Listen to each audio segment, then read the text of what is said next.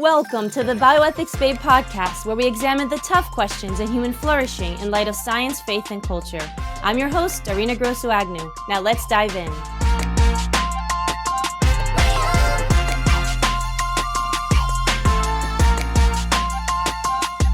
On this episode, I had the pleasure of interviewing Monica Snyder, an atheist with a scientific background and the executive director of Secular Pro-Life.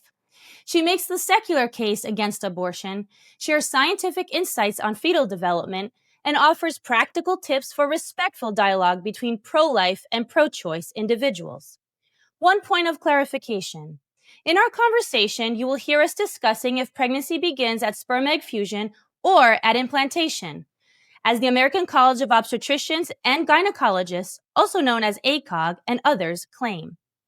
Because biologically, a new human organism is formed at sperm-egg fusion, my take is that is when pregnancy begins and not when the embryo implants. By defining pregnancy at implantation, the medical and pharmaceutical entities can claim that Plan B, which is considered an emergency contraceptive, and other hormonal contraceptives can't kill an embryo. However, if Plan B or hormonal contraception does not work in preventing ovulation, and fertilization does indeed occur, these drugs can kill an embryo by preventing implantation because they thin the uterine lining, making it impossible for the embryo to implant.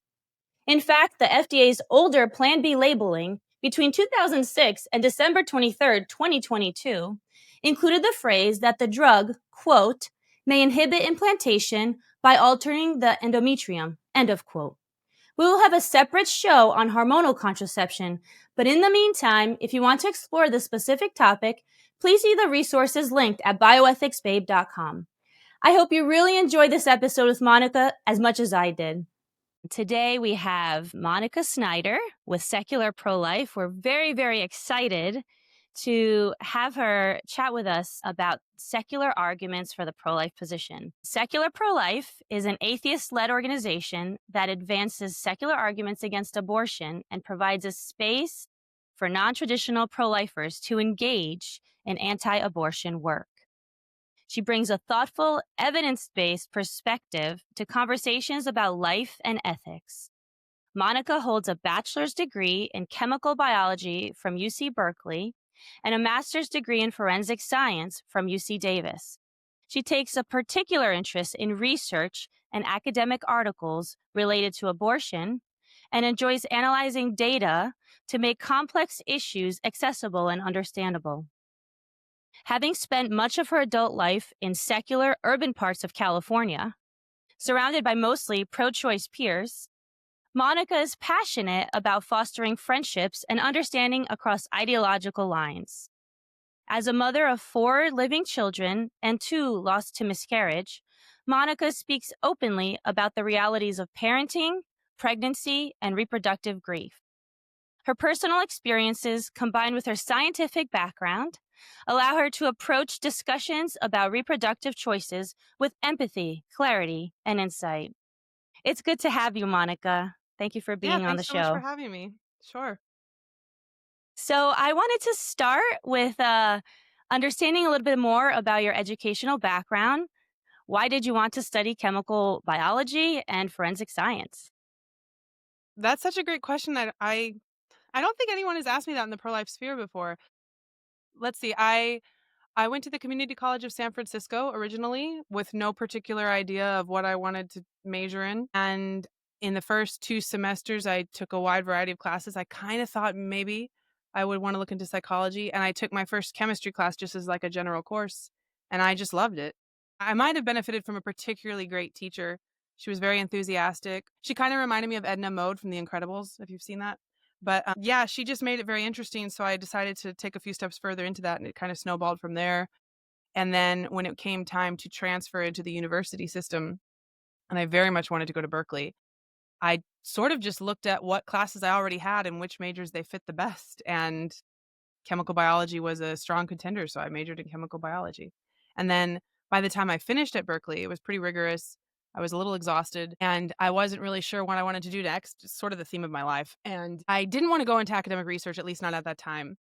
And I had always been kind of interested in the justice system, and I thought maybe I'll go to law school, but I wasn't gonna go to law school without law school is very expensive and it's a huge Yes. time consideration, and so I took the LSAT, it went well. I still didn't feel confident about it, so I went to work at a law firm for a while, and to be frank, I really did not like it at all. I felt sort of stuck. It felt like the particular law firm I went to work at, and I'm not saying this applies to all law firms, but the one I went to work at, I felt like they were asking me to do a lot of things that were dishonest.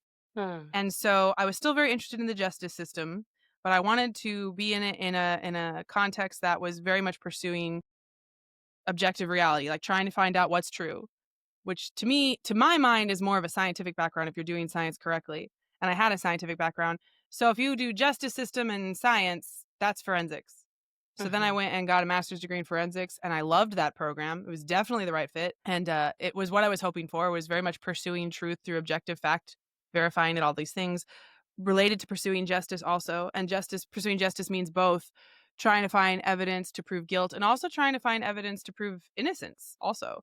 And I went and worked at a forensics lab, loved that job too. Frankly, would have stayed there forever, honestly, if other circumstances in life had allowed it. And then things changed and it ended up not working out that way. And that was the precursor to me going into working for secular pro life, which I also consider a very justice oriented job. So, in some ways, a natural transition. Yes, and actually, it's a natural transition for our conversation because I would love to hear more about secular pro life's mission, what drew you to secular pro life, and also how you became pro life, and even how your studies involved that your understanding of the pro life issues and especially biology, etc. Sure. So, I've been involved with secular pro life in some capacity since its founding, which was nine. That was when I was still in the middle of the college saga I just told you about as a volunteer. I was a volunteer. I got involved originally because of arguing online. I joined Facebook circa 2006 or 7, and they used to have these debate boards, and I joined a debate board about abortion. I started arguing about abortion obsessively almost every single day with several dozen pro-life and pro-choice people who were also the same personality type, the someone is wrong on the internet personality type. And the thing that's so funny about it, I feel lucky in retrospect. You're arguing you're arguing alongside and against the same several dozen people every single day. And even though you're not agreeing, you sort of become friends with them. Like they're Right. like your frenemy, or your whatever. And I feel like I got a much better grasp of why pro-choice people think what they do and realize that I can be friends with pro-choice people even as we disagree. Those are all actually different stories, but one of the several dozen people that was really into that was a woman named Kelsey Hazard. And a couple years later, she contacted me and she said, "Hey, I really think that there needs to be a place in the pro-life movement for people who are not religious, and I know that you're not religious," because she knew I was an agnostic at the time. "Do you wanna help me?" And I said, "Sure, why not?" And I was thinking, and at the time, it was just, a different Facebook page. Just make another different Facebook page that says secular pro-life and kind of be on there, And in the beginning, that's all it was. But it has just grown and grown ever since. So, Kelsey was definitely the engine that built the whole thing originally. She made a website, she made a blog, she signed up for an email address, she started soliciting guest blog posts, and I was in the background. I would help her occasionally. And over the years, people started asking us for more things. Can you present at this college? Can you speak at this event? Which we were always sort of surprised by. And she did a lot of that, but she was on the East Coast and I was in California. And when someone in California asked, she said, "Hey, can you do it?" And I was like, "I guess if you want." And so it just got bigger and bigger and bigger. I got to where I really, really loved it. I was volunteering with them with all of my free time. I had so many things I wanted to write about, so many things I wanted to say. And we were an all volunteer organization from 2009 all the way until about 2020 or 2021. So by then, that's over a decade. I'm not just at community college Right. anymore. I'm married, I have kids, I have a job. It's getting a lot harder. And I won't drag you through every single detail, but essentially, we had a donor come to us and say, "Hey, if I donate one time a single year's salary on the condition that Monica goes full time, will you do it?" And this was right when I was working at the forensics lab and we were having these different reasons why our family was probably going to need to move out of California and so forth. So the timing was very interesting. Normally I would say no way, because you've probably had positions where you have to fundraise your own salary. That is stressful. You It don't have is to do that super in stressful. forensics. They just pay you, you know? And so Right. normally I would say no way. It seems too uncertain. But my husband said, well, if we're going to have to move anyway, you're going to have to job hunt either way. So why not try this? In a year, if it blows up in your face, then go back to another job. But just see, like, you have nothing to lose because you're kind of transitioning anyway. And Right. so I said, fair enough. And that was 4 years ago. So Wow. yeah, it's been wonderful. I love it.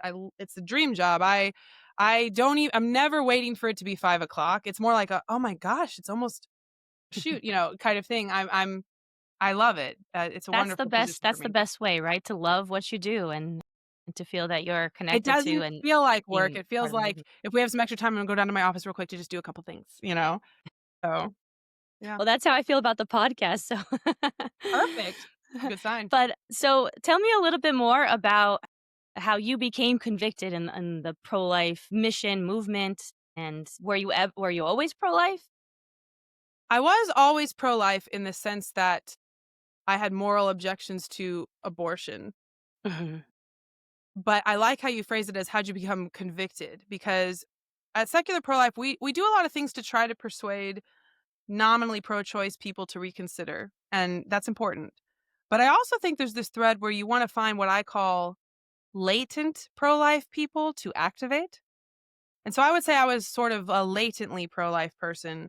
I was raised Catholic, and my parents were the kinds of people who it was a very big deal to them being against abortion. It wasn't just a checkbox because we're Catholic we should be against abortion. They really acted on it. They talked about it regularly. They took us to protests and things. And in particular, one of the stories that really got my attention as a child was one time my dad went to the local abortion clinic just to kind of see what was going on. He knew one of the sidewalk counselors there and he wanted to see what her work was like. And the one time he went, she was speaking to a woman who was seeking an abortion because she was homeless. And the sidewalk counselor, said to my dad, do you think you guys could help out? And so my dad called my mom. I'm the oldest of five. So we have five kids at home. And my dad called my mom and said, this lady kind of just needs a room while she figures things out. What do you think? And my mom said, well, if you think it's fine, I think it's fine. And so she came and lived with us for the rest of her pregnancy and for a while after her pregnancy. And while she was going through that, she was in some kind of apprenticeship learning how to reupholster furniture and do different things. And her daughter is, I guess about 8 or 9 years younger than me because I was 8 or 9 years old when it happened. And as a kid, you don't think, wow, this is a crazy story. I can't believe they did that. As a kid, whatever your parents do, you think this is what people do. And so my parents doing things like that, it's not the only story, it was just one of the most impactful to me, that they just were proving without even talking about it that this is a very big deal. And when it's a big deal, you show up and you make sure that this isn't happening if you can help make it not happen because it's quite, quite serious. So I had that ingrained in me from a very young age. That said, I it was sort of an immature pro-life perspective in the sense that I had never talked to a pro-choice person. I could not possibly fathom how anyone could disagree with this. And side note, whether it's the abortion issue or any issue, if you find yourself thinking can't comprehend how anyone could disagree with this, that's a sign that you need to look into it more. Mhm. Okay? About almost anything. It means you haven't really done your homework then. If you can't comprehend why anyone would disagree, you haven't talked to anyone who disagrees. Not really. So when I got onto Facebook and all those things, that was a very huge learning experience for me because previous to that, I had almost never spoken of the issue at all. It's ironic. I considered myself so passionate that I couldn't even speak of it or do anything about it because I would be too upset, which is paradoxical, right? And so I was afraid that if I found out in high school or in college that people I really, really liked were pro choice, then I couldn't be friends with them anymore. So I didn't want to know, which is ridiculous, frankly. And so I get on Facebook. It's the beginning of social media. This is a new Right. thing. It's hard for us to remember now, but and it gives you a venue to speak to people you don't have relationships with. So there's very little social risk and just kind of be open and hear what they have to say. And it was very good for me because, first of all, it helped me understand where some of my thought processes were not really well thought out, weren't really robust. I didn't really understand what other people were saying, and they helped me, as we went back and forth. It didn't change my mind about the abortion issue, but it gave me a lot more empathy for why someone would be pro choice. And it gave me a lot more thoughts about maybe more helpful ways to argue about this. And it made me want to argue about it. It made me want to talk about it more. I started to get to the point. I've actually taken it way too far the other way, where now Mhm. I'll talk about it all day, every day. And I have even pro life friends like, can we stop talking about this for a while and talk about something else? I'm like, if you want, So all that to say, I've been morally opposed to abortion all my life, but I didn't really become convicted or activated into it until roughly around college when I started actually talking to pro-choice people, and also secular pro-life. When secular pro-life gave me a place to do activism the way that makes sense for me and the way that worked with my life, it opened up so many doors to really getting involved with this in ways where you don't have to upend the rest of your life. And we try to do that now for our volunteers as much as we can. That's amazing. Thanks for sharing that. Well, my story is that I was actually personally pro-life, but really I had bought into a lot of the pro-choice arguments about, oh well, I wouldn't do that, but I'm not going to get in anyone else's way, Sure. etc. Until I went to public school up to 8th grade, then I went to a Catholic all-girls school, and in my ninth grade class, my theology class, they actually showed the silent scream. Shocked me. I had never seen or really understood how an abortion is done, and the effects, and that really profoundly affected me, and I just decided that this is not okay for anyone to do. Yeah. It's not just, "Oh, well, I'm going to do whatever I want with my body, and I'll let someone else do whatever they want with their body." And so that was the beginning of my pro-life activism because, Yeah. and then I got involved. I was president of Right to Life, ended up doing a lot of work in college on the pro-life issue, but it took that reality of really seeing how a vulnerable human being is killed with abortion to realize, well, no one has a right to do that to another person. And, Yeah, of this course, gets back to sorry. we'll So talk more about these arguments, but please share some more. no, you had mentioned earlier, and I forgot you were talking about studying biology, and it gets back to that too. I think there's a significant subset of people who are pro-choice. Let me back up a little bit more. I think most Americans don't really think about this issue very much, and certainly not as much as we do, which is fine. Right. And I call them nominal pro-life or nominal pro-choice people, where they'll tell you they have a stance, but it's not something they've necessarily really dug into, and their stance is a little bit, instinctive. It's a little bit, what your friends and family think. You trust them in other subjects, and this is probably the right choice. And I get that. We all do that.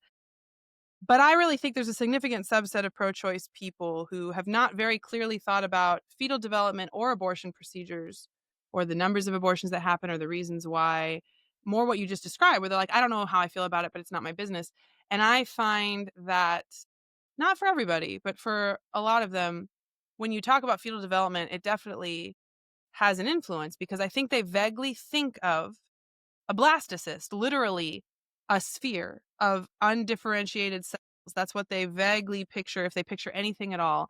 And they seem to think that's the case for most of the first trimester. And I totally understand how, if you're looking at a sphere of cells, you don't feel very emotional about that. I get that.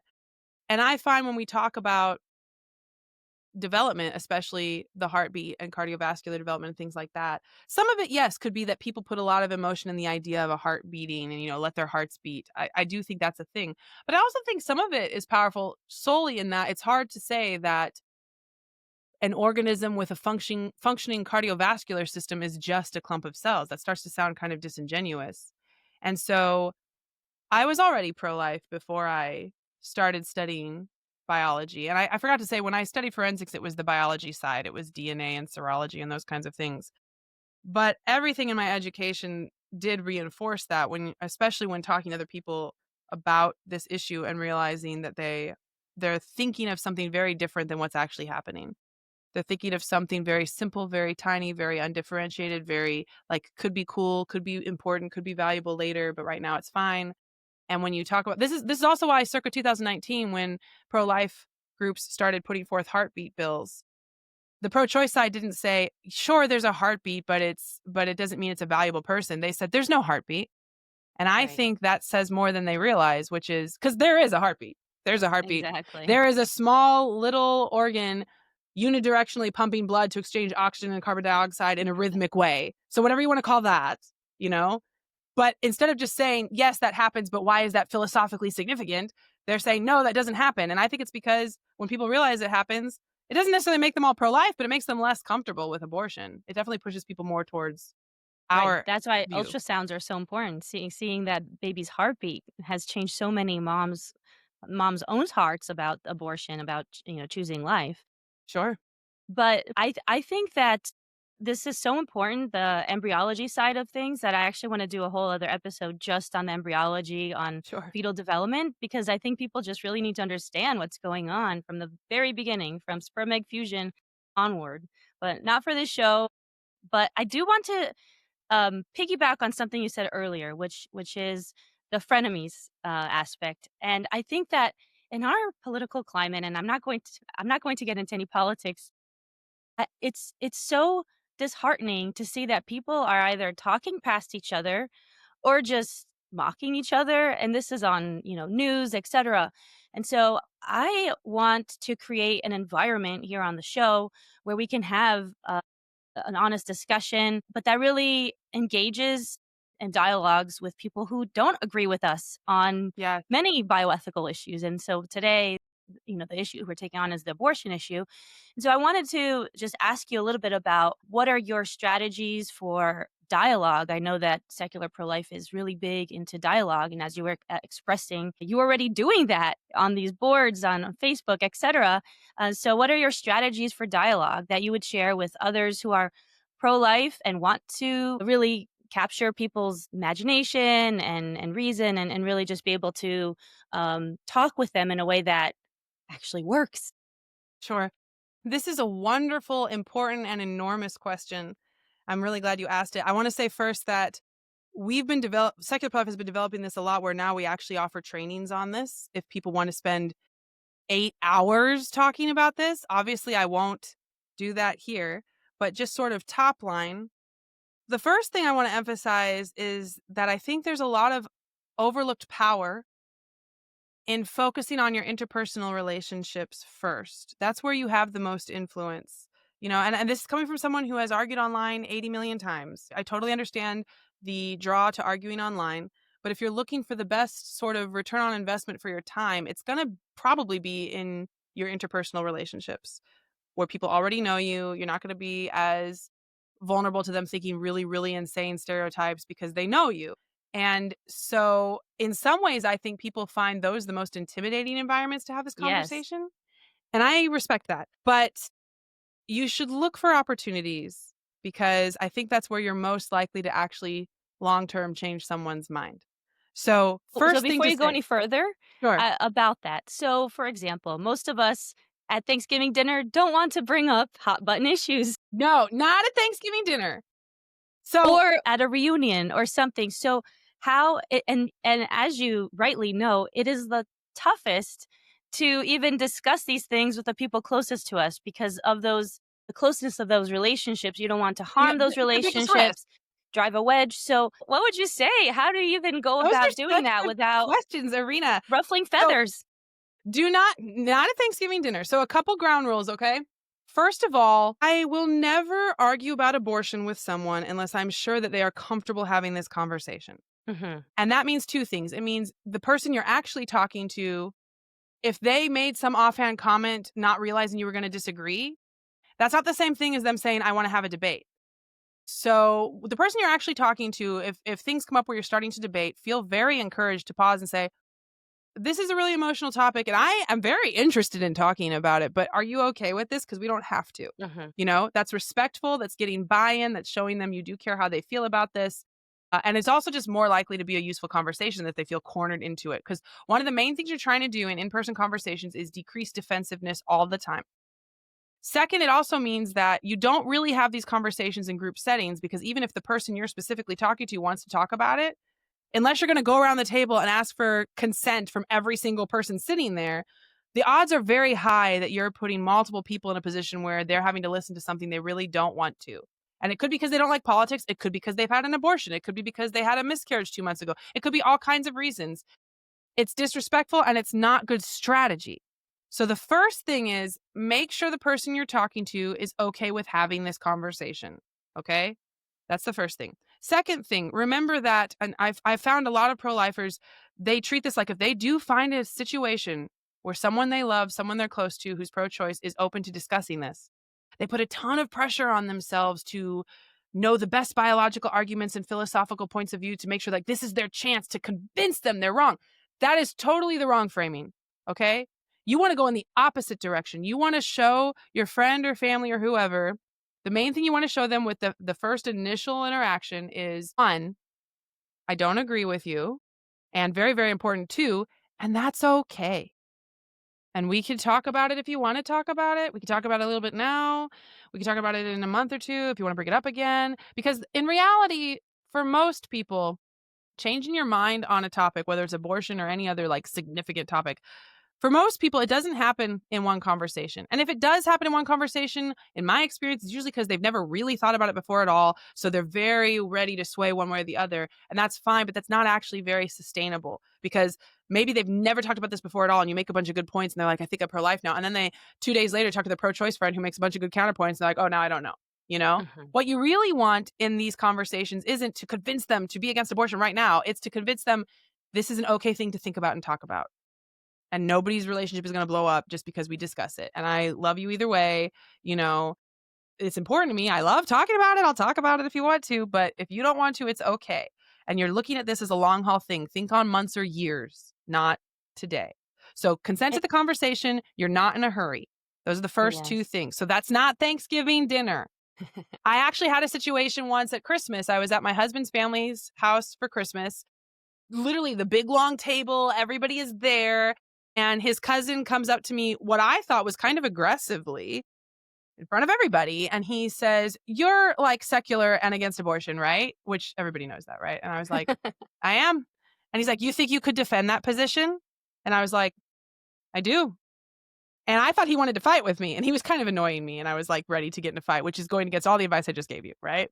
Well, he says, and it turns out I read the room totally wrong. He says, tell my dad, blah, blah, blah, blah, blah, blah. He was mad at his dad because he was pro-life and his dad was pro-choice and they'd been fighting about it.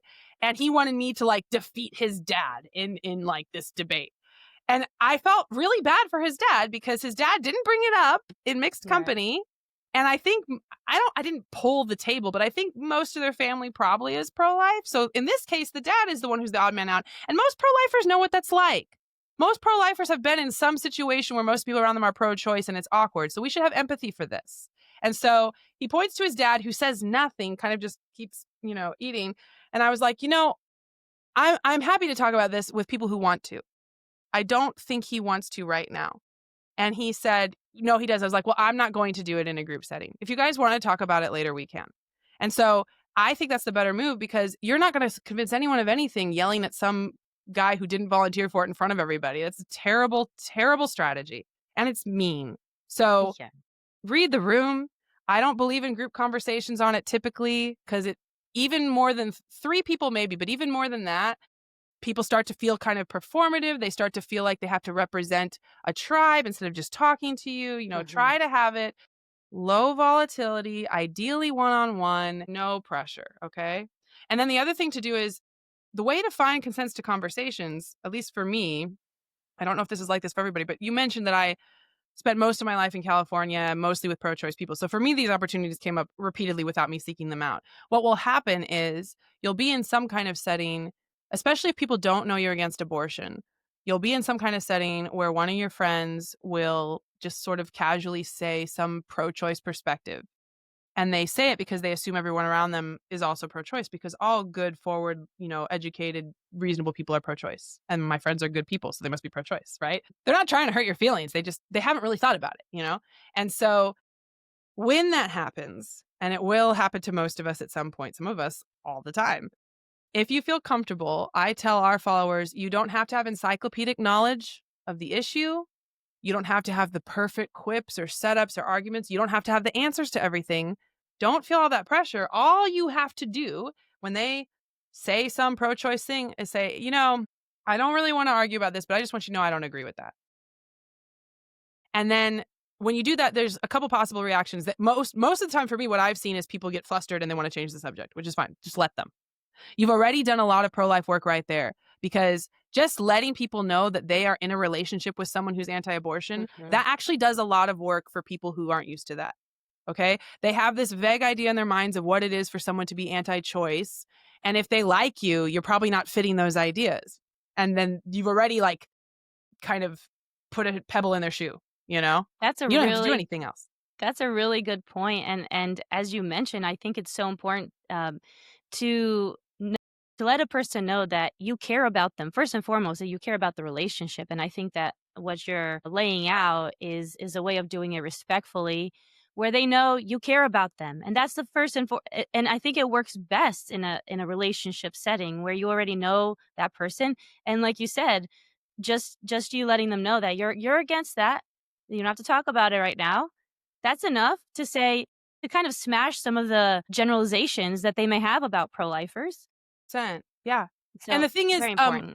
so you mentioned before, part of our mission is to make space for what we call non-traditional pro-lifers. And by that we mean deviations from strongly political conservatism or passionately Christian. Any of those deviations become more and more what we call non-traditional. It could mean a lot of different things. And if you are a non-traditional pro-lifer, then what we're talking about right now is especially powerful, because if they already know that you are secular or leftist or LGBT or whatever you are, then they're really confused because they thought only hardcore conservative Christians were pro-life, and you're just you're graying this black and white narrative. But I want to point out too that even if you are what we call a traditional pro-lifer, even if you're like the most staunch Catholic, has voted for Republican your entire life, you still affect stereotypes when you kindly let people know in your life, actually, I'm not with that, because there are stereotypes about pro-lifers that aren't about identity politics, like, you know, all pro-lifers hate sex or hate women or hate freedom or whatever the thing is, especially the really, in my opinion, the particularly stupid stereotypes. And if they're friends with you and they like you and they know you as a whole complex human being, even if you are really conservative and Christian, but they know like you don't act like you hate women, in any other regard, this isn't adding up exactly. And it's intimidating for pro-lifers because we're aware of all of these stereotypes. And if you let people in mixed company know you're pro-life too early before they've gotten to know you, then you feel like you have to break down this whole, tidal wave of nonsense before they'll even hear your argument about abortion. We've all, maybe not all of us, but a significant number of us have had the experience where people find out you're pro-life and they're like, I didn't realize you hated women. And you're like, that's what you got from this? Okay. It doesn't always work out. I'm not saying any of the things I'm describing always work out. I'm saying they have higher odds of success. And so what I'll do is be like, I don't agree. I like to argue about it, but most people don't, and that's fine. If you say I don't agree and they're flustered, they want to change the subject, you just let them. The reaction people are afraid of is that they'll get aggressive and angry. And I find usually they don't, but sometimes they do. And sometimes that aggression is coming from their genuine concern over the abortion issue. But it's important to note, sometimes it's coming from they think you don't like them because you said you didn't agree and they think pro-lifers hate pro-choicers and all this stuff. I found it's helpful to be like, I get you're pro-choice and I'm pro-life and I'm not bothered by it. I knew you were pro-choice the whole time. But sometimes the aggression comes from that, and just letting them know, I care about you and like you, and it's fine that we disagree. We'll take the temperature down. A lot of times the aggression is coming from the actual issue, different things they believe about it. Maybe you think it's true, maybe you think it's not, whatever. But the point is, if they're getting really aggressive with you, whether it's one-on-one or in group settings, oh, so you think, what about 12-year-old rape victims? What about da-da-da? So you think that basically this and that. So you think, right? And it can feel really overwhelming. You want to explain to them all the reasons what they're saying is embedded with assumptions that aren't what you think, and it's really frustrating. Stop. You say, hey, I don't want to talk about it. You brought it up. And I just felt you should know for the record, we're not on the same page. And if maybe they we can want talk to about it. engage, what do you do if Yeah, they actually say, "Well, okay, let's talk about it." that's Then fine. how would you engage? First of all, you have to consent to the conversation too. You are not actually obligated to talk about abortion every single time anyone else is willing to, okay? Mhm. If you do want to engage, ideally what you're trying to do is decrease defensiveness and make it a useful dialogue as much as possible. You're trying to set this up as two thoughtful people thinking through a complicated issue together, not us trying to convince each other, okay? And to do that, first of all, you emphasize common ground anytime you can find it in anything they say that you agree with. And there is always common ground, all right? I sometimes Right, talk we about care this, and for women. That's common we care ground. about women. We don't want people to bleed out in parking lots. That's common ground, okay? We want people to feel safe and healthy in their pregnancies. Common ground all the time. I get that you're very worried about the effects of these laws, as you should be, because the effects you're describing, we don't want that, all right? And your motivations, find common ground, affirm good motivations. Most people are pro-choice if they've thought about it and they're willing to really argue about it. I find most people are pro-choice because of a couple broad reasons. First of all, They want women to be safe. They don't want women to have dangerous pregnancies. Secondly, they really care about people being able to control the use of their bodies and making sure you can't say that other people can use your body against your will. That is a broadly correct, like, yeah, that's a good idea, you know? These are completely not even reasonable, but noble motivations. And it's okay to say that.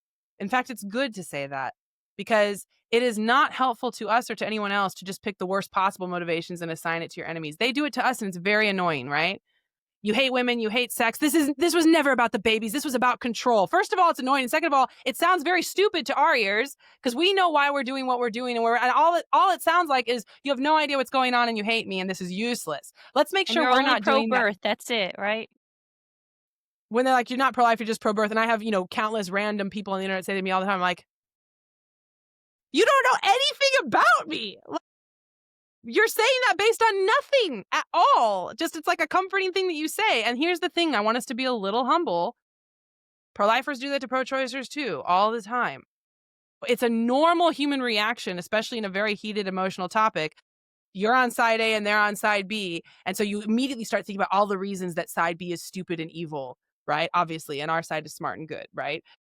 Don't get me wrong. The effects of this advocacy has serious, real harm. Humans being killed at a massive scale and other harms that we've talked about too, the way this affects people. There's research showing that something like 1 out of 4 women feel coerced into their abortions. That's atrocious. There's lots of real harms for this. We take the harms seriously, but you don't need to assume that everyone advocating for it understands it the same way we do, has the same baseline premises and knowledge we do, and just doesn't care because they're stupid or evil. That's almost always incorrect and a bad framing to start with. And these are the kinds of things you think when you don't engage in real relationship with people on the opposite side of an issue from you. And I say that broadly because it's not just abortion, it's lots of things. If you find yourself thinking that people on side B are really just overall, probably it's just because they're stupid and evil, then I think you're in an echo chamber and you need to try a little harder or be a little quieter. Okay? So what you're saying is that you should really seek to understand the other person's perspective because there's a Yes. reason why that person thinks what they think. And so understanding where they're coming from will actually help you to answer those questions. If someone has had a really bad experience, either in their family or even with a pro-lifer, they're going to bring that baggage to your Sure. conversation. And so you're just trying to figure out what are the reasons why this person believes what he or she believes. Yeah. And And and so keep in understanding mind the other always person's that perspective. an extraordinary number of people have had abortions, an even huger number of people have someone they love who's had an abortion, and these are going to play into their perspectives on this. And you're not just talking about an abstract political topic, you're talking about someone they care about. And that doesn't mean that their perspective is sound. It just means we need to think about how we're speaking to people about this. I want to make another note too, though, that I haven't seen as often in sort of training about pro-life discourse, which is you should be respectful. You should be trying to decrease defensiveness. You should be engaging in useful dialogue, emphasize common ground, affirm good motivations, all these things I'm saying. However, you don't need to be a people pleaser, okay? People don't respect that. And it's just not good for you. And so sometimes I see pro-lifers in their attempts to have useful conversations and make it not combative, which I totally agree with, put up with too much. If somebody is being disrespectful and aggressive to you, you're not, I will say again, you're not obligated to have that conversation. Feel very liberated to say, I don't like the way you're talking to me and I'm done talking about this. Anytime. Okay. We can talk about it again when you feel better if you want, but I'm not doing it right now because I don't like the way you're talking to me. Or you don't even have to say, I don't like the way you're talking to me. You just say, I'm not going to talk about this right now. Oh, that means you don't have an answer. Sure. Whatever you got to tell yourself, but I'm not talking about this right now. You can't handle my hard, epic truths. You have no citation. Okay, that's the reason, and not the fact that you are being a child. Right. Whatever. We It's need not your job. respectful dialogue on both sides, and this is a illness in our culture right now. We need Yes. respectful dialogue. Let's understand each other, and that way we can understand an issue deeper and better if we just listen to each other and try to Yeah. actually respond to that. So you're setting a tone. You're not engaging in the vitriolic ridiculousness. I sure hope not, because you're representing our side. And you also don't have to endure it from someone else.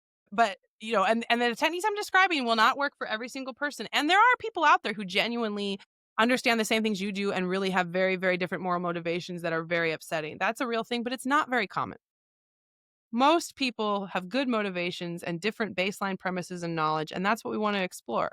So you emphasize common ground, you affirm good motivations, you be patient, you decrease the pressure. We can talk about this now, we can talk about it later, only if you want to, whatever. A lot of your work, like we said, is done just by letting them know that you don't agree. I've had people tell me that they've sort of changed their mind and we've never debated it ever. I've just existed around them knowing that I'm pro life, and that has been enough of like a crack in the door for them to explore it on their own. You never know. But what you're trying to definitely do is set the stage for useful conversation more than convince them of any particular point right now. Now, if you get to the point where they're not defensive and they are kind of curious, because that's the best reaction. You can have flustered, change the subject, angry, attack you. This is less common, but it's the best reaction. Sometimes it's just curious. You said, Mhm. "Oh, I actually don't agree." And they're like, "Really?" You're like, "Yeah." They're like, "Wait, why?" And that's a good time to be talking Yes. about this. They're just kind of like, make this make sense.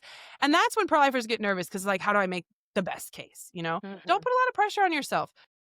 Speak from the heart. Just say whatever it is that you really think. Say, it's killing human beings. I'm stuck on that part. I don't think it is. I get that you don't think it is.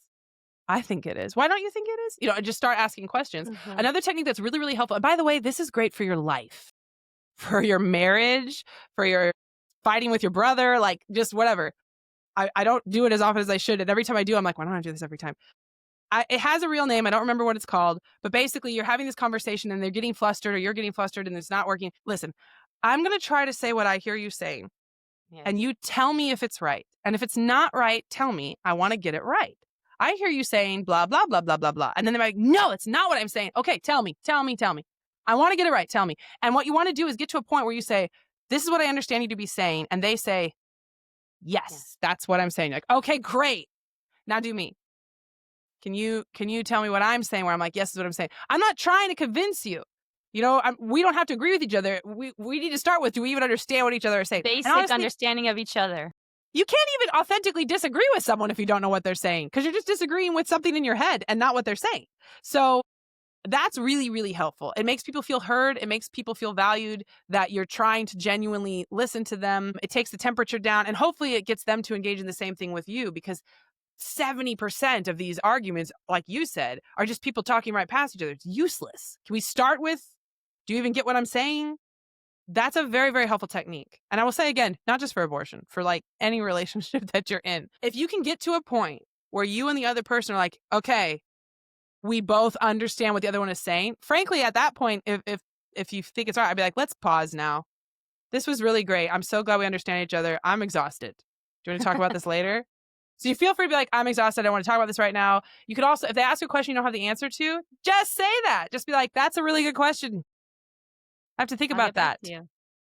Yeah, like you're not in a hurry and you want them to know you're really listening and not just trying to win everything that they say and have a real dialogue. And then you go to secularprolife.org/index and find what they said and see what we said about it.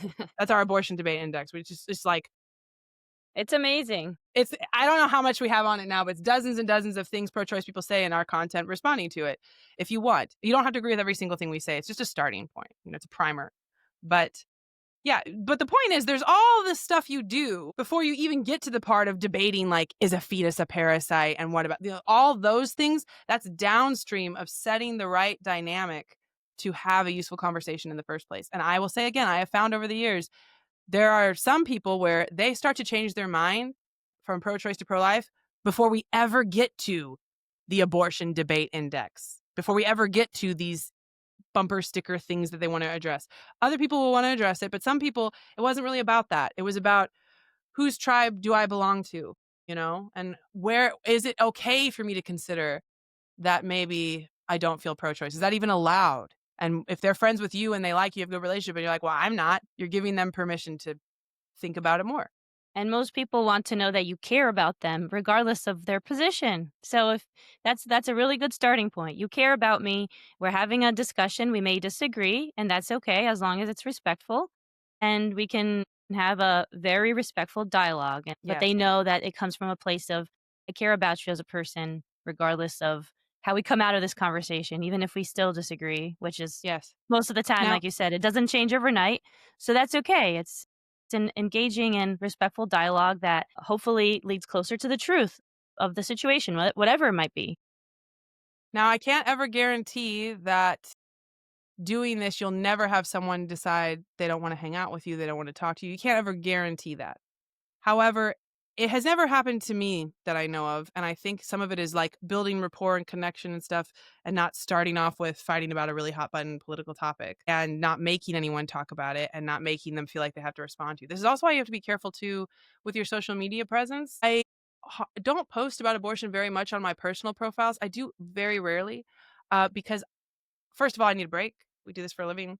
But second of all, when you're posting it to social media, even though it's your profile and you're posting what you want to your profile, when people are skimming their feed on whatever platform and they see it, it does feel like you're saying it to them. It feels like you're saying, this is where I'm at. And also, when you post to social media, you're not usually thinking about an individual person reading it. You're thinking about this declarative statement. And it can very much come off to other people like, I think this. And if you don't, you can pound sand or whatever. And then they feel these different feelings that might not have been what you'd want to do if you were having the conversation with them. I'm not saying never post to social media. I'm just saying keep it in mind because people will feel like you're saying we have to fight about this. And maybe you want to fight about it, but if you don't, keep it in mind. Well, I think that this is a really good segue into okay, we set the tone for how to dialogue and what's really good dialogue. So let's just get into some of these arguments and questions because I think that a lot of people may want to engage in it, but feel overwhelmed by it and feel like they need to know everything. And as you said, you don't need to know everything. But hopefully, through our conversation, we can equip the listeners, the viewers, with some more information about why the pro life stance is really true to nature, true to what's good and what's, obviously fighting abortion and the killing of babies. As we both know, is a really good thing to do and the moral thing to do, but trying to share that with somebody else might be challenging. So let's just get into these issues and hopefully it's a help to others. So from a secular perspective, why do we have human dignity to begin with? Why is human life valuable and worth protecting? This is a really great question because I will tell you, Arena, at least in all the time I've done this, it is almost only Christians who ever ask me that. I don't ever have secular people ask me that. And I can't say never, but it's uncommon. And so to answer it depends on the context of why people are asking. Let me think about this for a second. I think what happens is Christian pro life people are making a pro life case to someone who is secular ish, who's trying to kind of push back on them a little bit. And they'll say, well, why should we care in the first place? And the Christian has very strong reasons why you should care, but they're all based on your faith tradition. And that's not going to translate. So you don't really know how to answer it. Right. And then the secular person is sort of like, well, I don't believe in your religion. So why should I care? And you feel stuck. Right. At Hmm. least that's what I've heard of a lot. I would say in those cases, I usually just say, well, why do you? I mean, from a secular perspective, you have to come up with reasons why you care about humans in the first place that aren't based on the image of God. You know, I mean, a lot of secularists don't come up with reasons. They just feel like they do and they don't feel like they need to explain it. For a lot of people, it's like, if I asked you, well, why is the sky blue? I don't know, man. It just is blue. Why are you bugging me? That's how it is for a lot of secular people.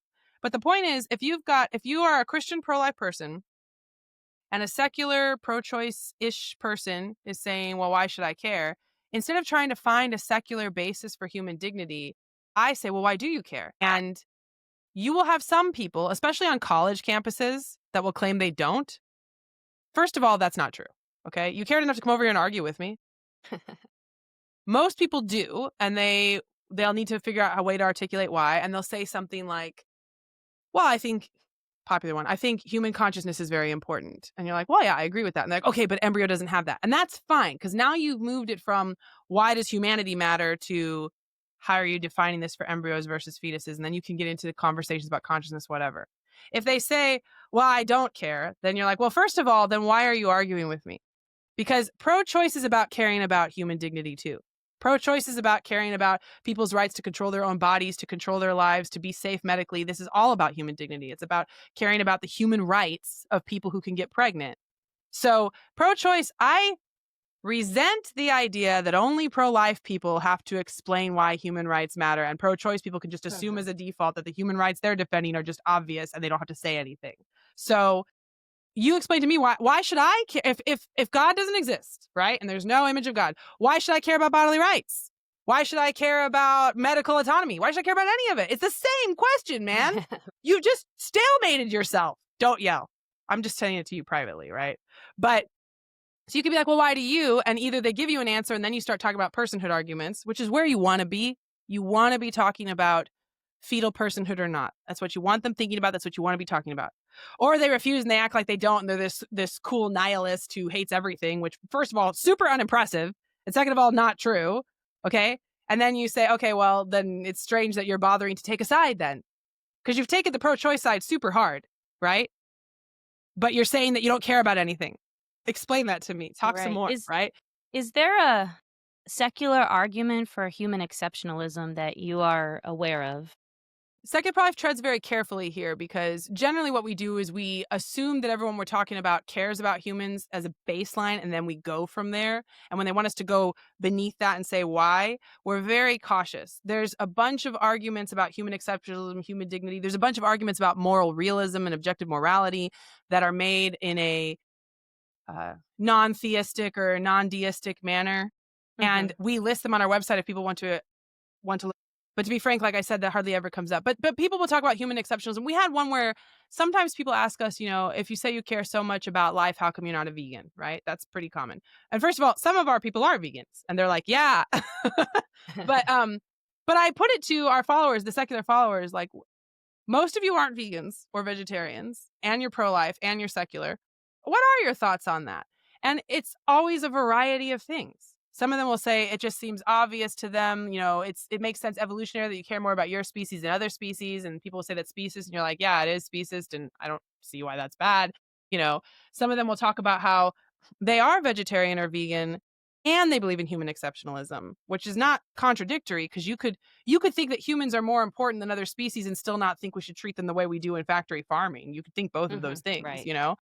But the problem with all the questions, the core of your question earlier, what's the secular argument for human dignity, right? The problem in that question is the word the, because different people make different arguments and we don't try to represent all of them. And I find that that's usually not where people are really disagreeing anyway.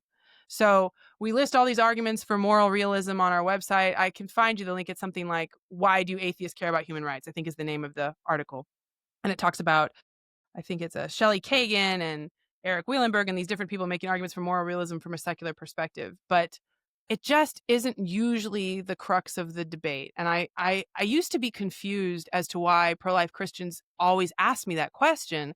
I used to even think, this was a long time ago, that they were trying to say being secular is incoherent and we're glad you're pro-life, but you can't really defend it. And some of them are, but most of them are actually just saying, how can I, the pro-life Christian, answer this question when people ask it to me? And I will say again, I'm really kind of like, ask them. And we have on rare occasion had atheist and agnostic pro-choice people who come to us and say, why do you even care about humans in the first place? You're worse than the religious pro-birthers because at least they think God is making them do it. You're saying you're your own God. And I'm like, I don't know. But I say the same thing to them. I'm like, well, why do you? And like, I asked you first. I don't care. Okay? How come I have to recreate all of morality and ethics from scratch and you, because you're pro-choice, don't? No. You tell me and then we'll talk about it. And that always leads, if they're willing to answer it, it always leads to a personhood discussion. Something about viability, something about sentience, something about conscience. Usually it's related to cognition. It's not usually viability. It's usually sentience, self-awareness, consciousness. And that makes sense to me as an atheist when you're trying to think, why do I care so much about humans so much more compared to other things? And some of it could just be you're derived to. But some of it is like when you look across all the species we're aware of, we have a lot of respect and awe, I would say, for humans' cognitive ability. I would say as a mother, one of my favorite things about being a mother is watching my children's brains, as I put it, come online.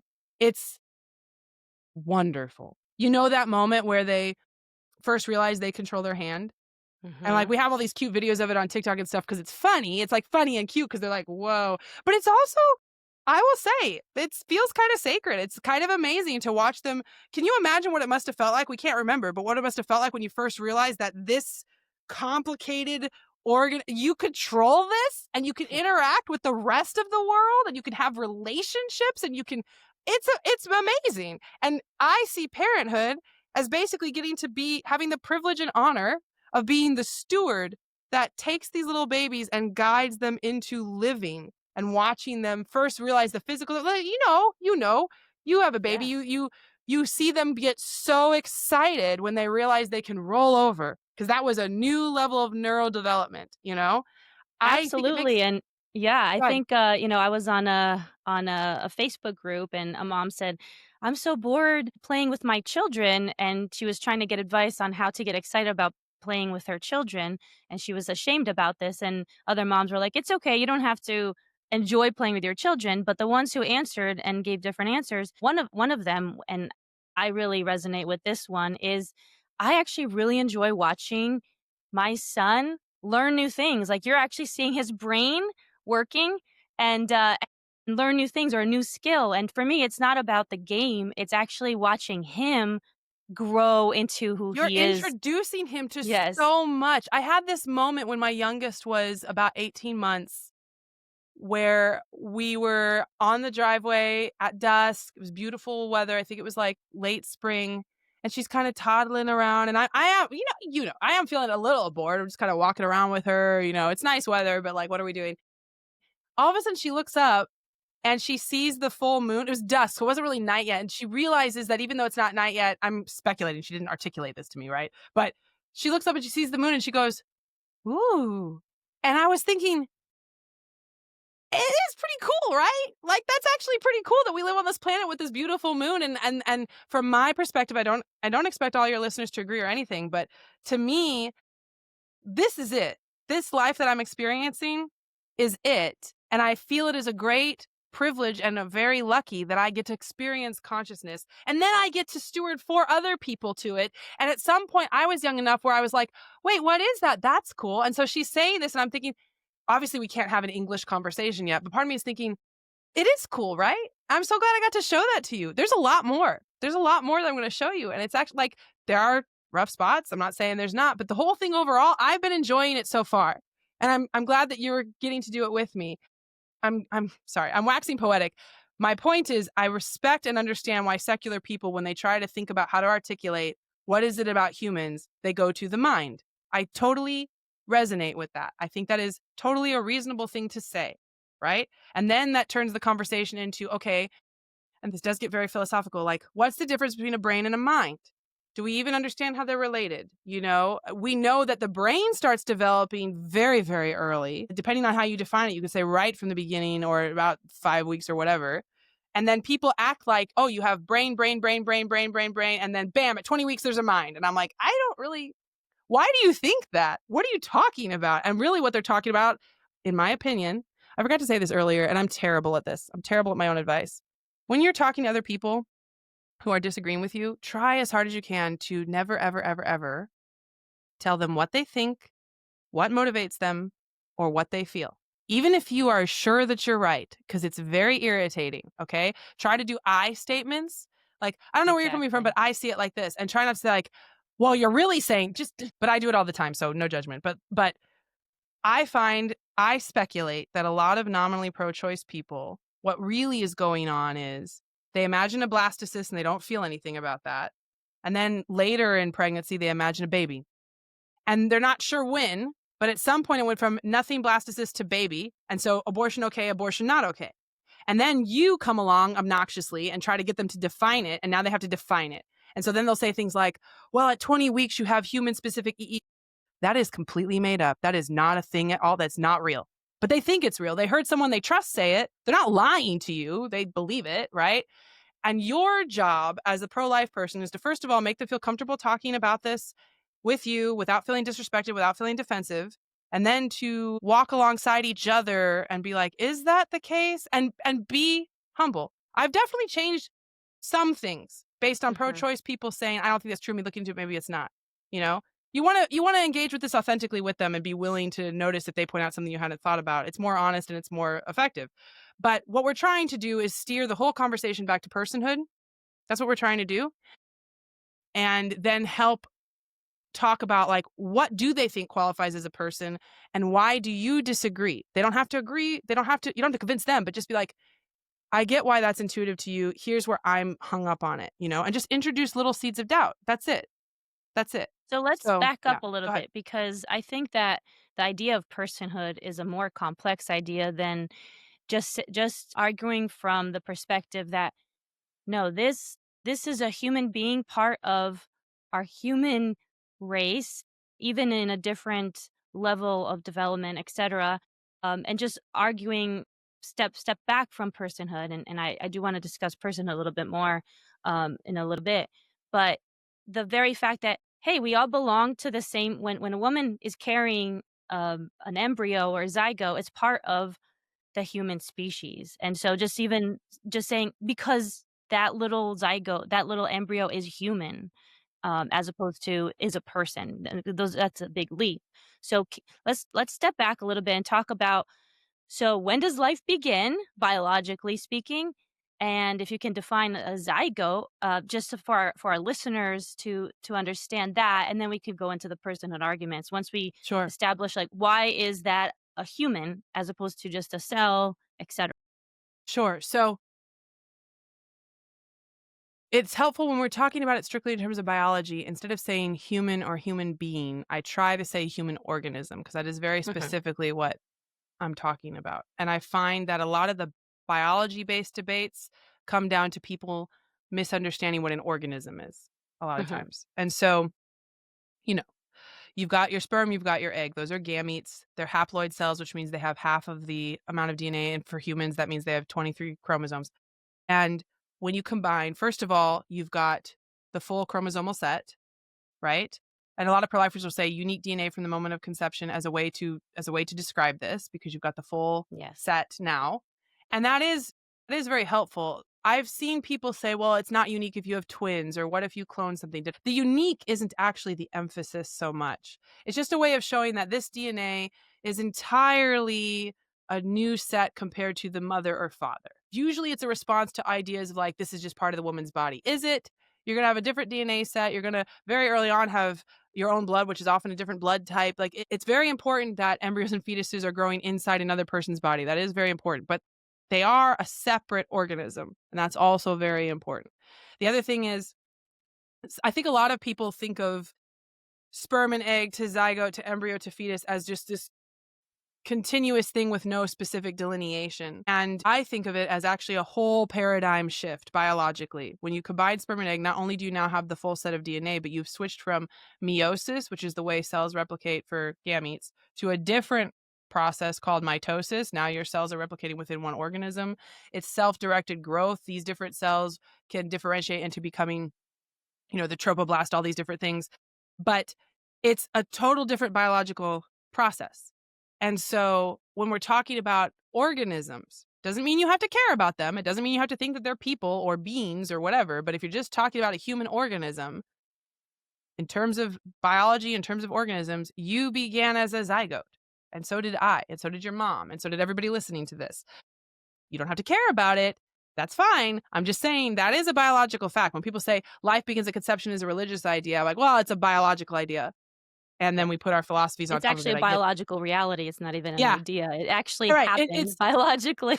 that is when you have the new organism. And they're like, well, pregnancy doesn't begin to implantation. Well, I don't care. Post conception, pre implantation, you still have a different organism. Okay. And if it's not important, then I don't know why you're arguing with me about it. But anyway, Well, so a couple points about that. One, just to clarify for the listeners, a sperm cell or an egg cell is not an organism.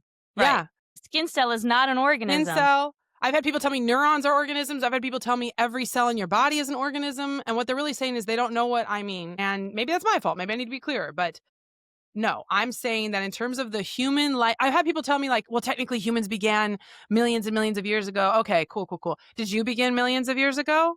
Like, we're talking about the individual human life cycle for an You actually individual. began when there was a zinc spark, right?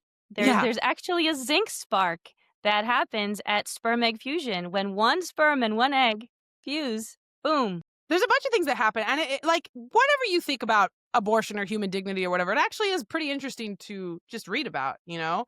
There's, Yes. um there's a reaction that happens to prevent the egg from letting any other sperm in immediately. It still happens sometimes. When it does, then that zygote will not be viable, and so there's all sorts of things in terms of biology, and from a secular perspective, I think for secular people and some Christians too, I'm not trying to assume, but like there's a bunch of mechanisms that happen that we think are evolutionarily derived to try to make this work. That's also why I get very impatient with the fetus is a parasite thing. Now, in fairness to people who make that argument, really what we're saying is there's a Venn diagram of parasites and fetuses where there's some commonality, like you're taking nutrients from what they're calling a host body. I'm not pretending that doesn't happen, but they're putting this framing on it like it's an invader, like it somehow tricked your body in order to do that. And it's so ridiculous just from a biological standpoint.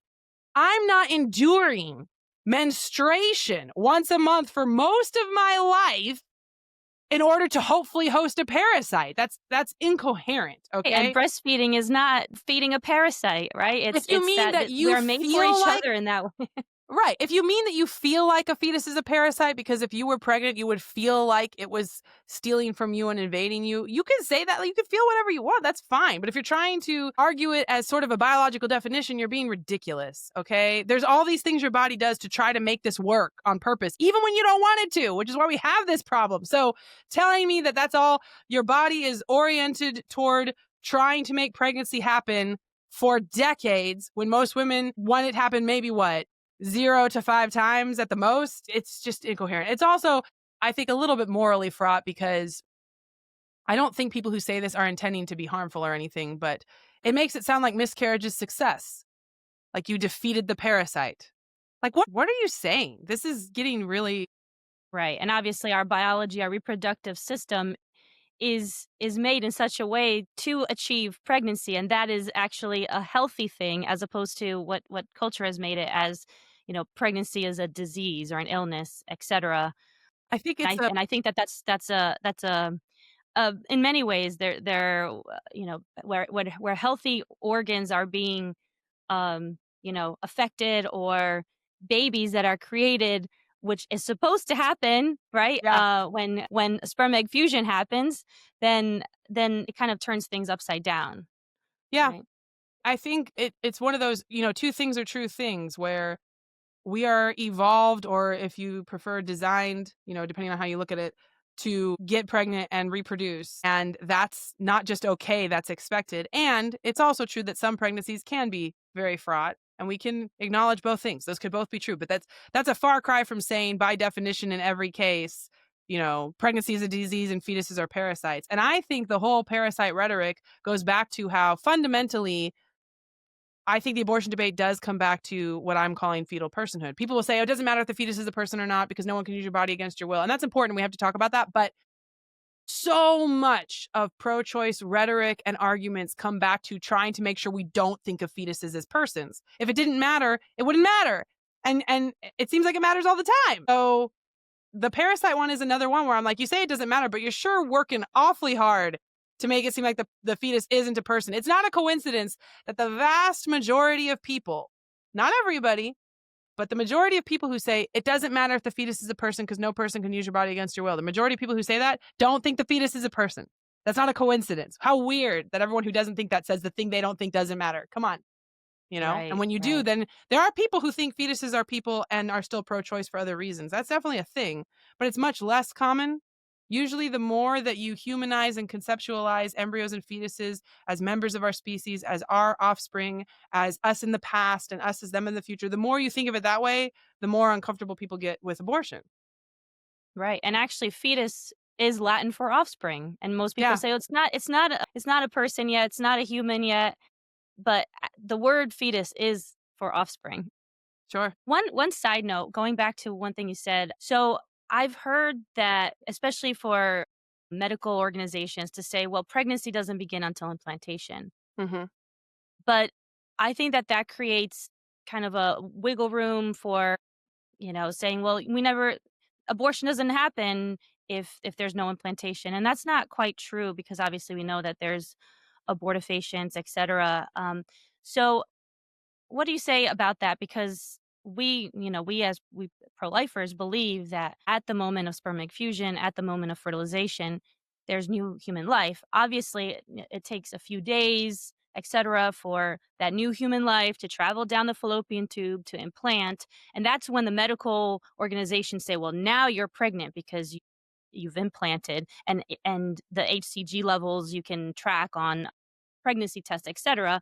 But there's something I think that we just need to be really clear that actually life begins right at the moment of sperm egg fusion, even before implantation. And I would love to hear your thoughts on this. But I think it's good to share with our listeners because they might hear that pregnancy doesn't begin until implantation, and what is as the medical organizations say, whereas we say pregnancy begins when you actually when the egg and sperm come together, and obviously it's confirmed once implantation happens, and you can actually biologically confirm it with the test for HCGs and pregnancy tests, etc. Or so generally speaking, I just hear that as a vocab debate. And whenever people are entering into vocab debates, what I try to do is just say, sure, whatever words you want to use, here's what I'm talking about. And then describe it in more detail without a single word. So if you want to say pregnancy doesn't begin until implantation, that's fine. What I'm saying is you have a new human organism at conception, and I care about that already. That's what Right. I'm saying. Yes. And if you're saying, okay, but it's not pregnancy till implantation, okay, but I still care about it already right now. I'm not going to say, no, pregnancy starts at conception. And then we're just arguing over the definition of pregnancy. And I don't really care, man. Whatever words you want to use, this is what I'm saying. Right. And I think there are good practical reasons why medical organizations say implantation, because like you said, that's when you can actually measure it. And until then, you don't really know anything. And if technology changes, that might change. I don't blame them for saying this is when we're marking it. That's fine. But that doesn't change anything I'm saying. I'm saying that's fine. Yeah. Maybe you're saying, okay, now that you've implanted, we can measure it. That doesn't mean that there was no human organism before that. And And I think that that's that's what what's I'm talking important about. for our listeners. Yes, Yeah. that they know and that they're able to share with other people that biologically human life begins right at sperm egg fusion, right at fertilization, and it's worth protecting. That is true. But I would also say if you're debating with people on when life begins, I prefer to have them give me their definitions of when life begins and then talk about that instead of defending mine. Because a lot of times, and try to assume that they're sincere in their questions, even if they're being snarky. It makes your answers better. But a lot of times they'll say, you can't even tell if you're pregnant or not. And this is just like a cell with this many cells and this many millimeters and this many da da da da da da. Da. And you could be like, well, why does it matter if it's only 2 millimeters long? It's still important. You could say that. Or you could say, okay, so when do you think it counts? Why do I have to explain everything? You explain. Okay. I want to hear more about when you think it counts. And you'll get sort of two broad categories. One of them is sane, and one of them is sane morally and one of them is sane logically. But unfortunately, neither one is both. Okay. The one that is sane logically is I'm not going to try to tell you when blue turned into green. I'm just going to say birth. That's logical. It's logical to me that you're either going to pick conception or birth because everything between those two is going to come down to being kind of ad hoc. So, like, logically, I get it when you're like birth. Birth is when it's a clearly huge biological and cultural defining moment, and that makes sense. But okay. And then you start talking about so like at 8 months when they're injecting poison into their heart, you're fine with that, right? And then you start having that conversation, Hmm. kind of picking apart at it morally. And the other one that's more sane morally, because I think saying every abortion until birth is fine is ridiculous, right? The other one is anything between conception and birth where they'll pick some other delineation. Heartbeat, maybe. It could be implantation. It could be heartbeat. It could be viability. It could be cortical connections. Pick anything. Pick any fetal development thing between conception and birth, and you'll find somebody who will say, that's it right there. That's the thing. And that's fine. And then you say, okay, why? Why is Why? that the thing? Why You should know? that be the demarcation? Yeah. And let them tell you, like, maybe they've really, really thought about it and they have really specific reasons. And it's okay for you to be like, that's really interesting. Let me think about that. Or to be like, I don't find that very compelling. Here's my reasons. But the point is, instead of when they say it's so silly or stupid or mythical or superstitious that you think life begins at conception, instead of you saying, no, it's not, here's my reasons, be like, okay, when do you think it begins? You go, please. And that's You know? actually engaging in dialogue, Yeah. understanding Tell their me more. position. First of all, I want to understand what you think. Second of all, some people feel gratified if you really ask them. And third of all, it's easier to listen to you than to talk. So tell me, you're right, of course, that in terms of organisms, we begin at conception, not at implantation. That is true. I just, and it's fine to say that, but I just don't find it very useful in the abortion debate because nobody is aborting before implantation for the most part. The controversy around the abortion debate about seeking abortion pills, about seeking DNCs, about seeking whatever is way after that point. You I know, think where it comes into the debate is more with like Plan B or things like that, where you have an abortifacient that could it could, but attack. I'll be blunt. At Secular Pro Life, we have a whole page about contraception, and I don't think the evidence is very strong that it does, or if it does, that it's very frequent. And people will say, well, if it ever happens at all, that's not okay. I respect that. If that's, I get that. But you're starting to get into territory of like, if you drink ever when you could be getting pregnant, you could prevent implantation. And some people say, well, women of childbearing age should just never ever drink just in case, you know? I'm not saying how you have to feel about that. I'm just saying two things, a couple things. I'll come in again. First, I do think it's uncommon for Plan B or the hormonal birth control pill to function with that mechanism. I'm not saying it's impossible. I do think it's uncommon. Second, I think it puts us in a very defensive position to be spending all our time arguing about the pre-implantation phase when we've got Cesare Santangelo aborting 28-week fetuses, right? Third, Americans are very, very supportive of contraception. It's the most morally accepted moral, like that Gallup polls on, of anything. And the other side is trying to fearmonger that we're trying to ban contraception when we talk about abortion because they know that people are much more supportive of contraception than abortion. And so that's better positioning for them.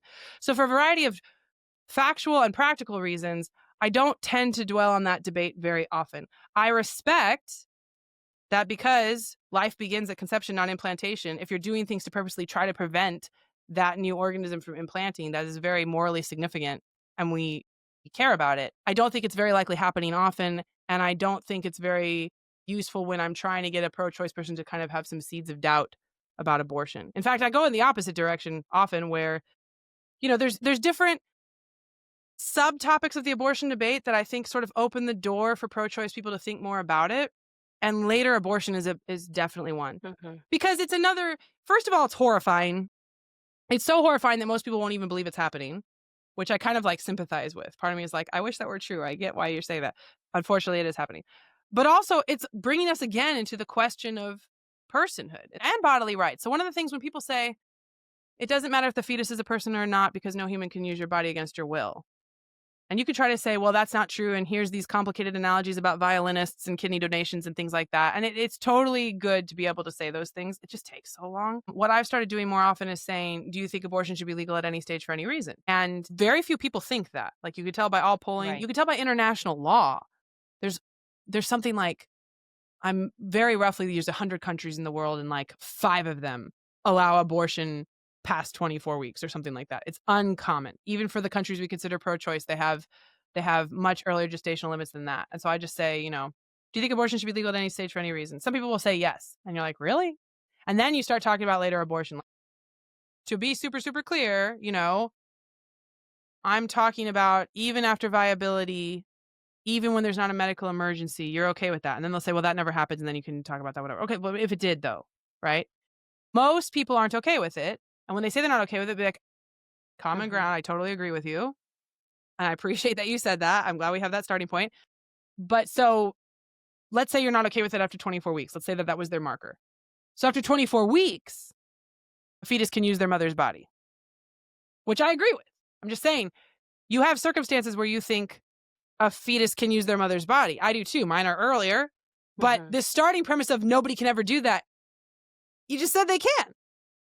Sometimes you'll say it and they'll be like, no, never. Abortion is fine at any stage. Yes, even when it's a healthy, viable child, and even when there's no medical emergency because it's her body and nobody can tell her. And like, and they really, really mean it. The bodily rights thing is really their core thing, right? And that's fine.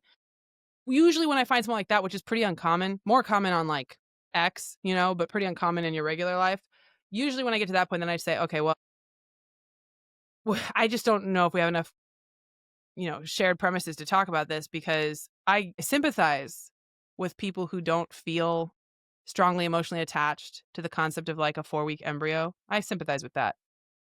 What you're describing right now, injecting poison into the heart of a viable child for no medical reason, like, that's not the moral high ground.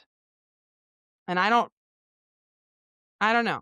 And then you just drop it. You don't try never to clutch your pearls if you can. There's lots of situations, especially on the internet, more so than in person, where their whole thing is to try to get you to clutch their pearl. Their whole thing is to try to get you to say, "You are the worst person. I've never heard anyone say anything so terrible. This is what pro-choicers are like. This is." You just be Mhm. like, "Okay, that's okay." And just let it hang, you know? Anyway, sorry. My Right, point and that is, extreme can go to, you know, people who people who believe that, it's okay to kill a live born child, something like, for example, Peter Singer at, Princeton, yeah, but post-birth because that's of, so you know, crazy their that their most pro-choicers are like, "Nobody said that." And you're like, "Well, somebody did." And they're not okay with it. right. His students, Minerva and Jubilini, I'm sorry, Jubilini, I'm probably saying that wrong, but they did the after-birth abortion philosophy paper, "Why Mhm. Should the Baby Live?" Where they were Yes. very carefully delineating that a lot of the reasons for abortion would still apply to newborns, and since newborns aren't people either, it should be fine. And they got death threats. Like, people on all sides hated that. They were, I think, being very logically consistent in terms of fetal personhood arguments, but people aren't ready. Yeah, it's not what they want. Like I said, they wanna go from, "Well, this is a clump of cells and that feels like a baby. What happened in between?" "Oh,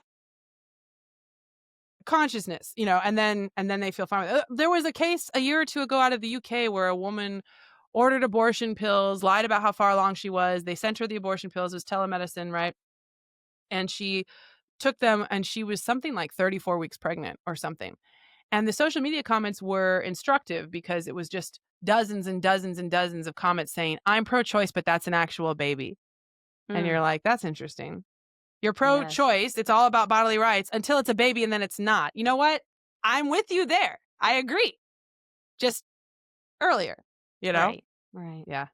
Sorry, I And, forgot what our original question was. yes, and also just for our audience, obviously, that you expressed a position on contraception, abortifacients. Obviously, that's not necessarily the topic of our conversation right now. We're actually going to have an episode all on that and looking into that because that could, in and of itself, can be a whole other topic. So, we'll just put that aside for now. But I wanted to. So we already talked. I don't know if there's anything more that you wanted to mention about the arguments for people who say that it's not the baby's not a person until you're viable, until you have consciousness, until you have self-awareness. Are those the same things? Consciousness, self-awareness? You gotta do a lot of asking them what they mean, to make sure Okay. you have it right. Because these sentience, consciousness, self-awareness could all be totally different or similar depending on the person you're talking to and what they think they mean. It's really helpful to always be like, "Tell me more. What are you saying?" And do that thing we said, like, "I'm gonna tell you what I hear you saying. Do I have it right?" Especially with these kinds of things. And again, you can go to secularprolife.org/index to see more about this. But broadly speaking, the viability one, the viability line makes sense for bodily rights people because once a child is viable, meaning they could survive outside the womb, there's no reason to kill them. You could theoretically induce labor and let them live, and she still doesn't have to have them use her body. So I understand why some bodily rights people will say viability, and it's logical. But usually they're saying that in the context of when is the child a valuable person or a human being or a valuable human being or whatever, and they'll say viability. That's getting sort of the two concepts mixed up because viability is a function partly of development and partly of technology. And so, for example, right now, some of the best hospitals in the United States can have a child as young as even 21 weeks still survive and go home. I'm not saying all the time, but it's much more than it was 10, 20 years ago, certainly more than it Exactly. was in most of human history.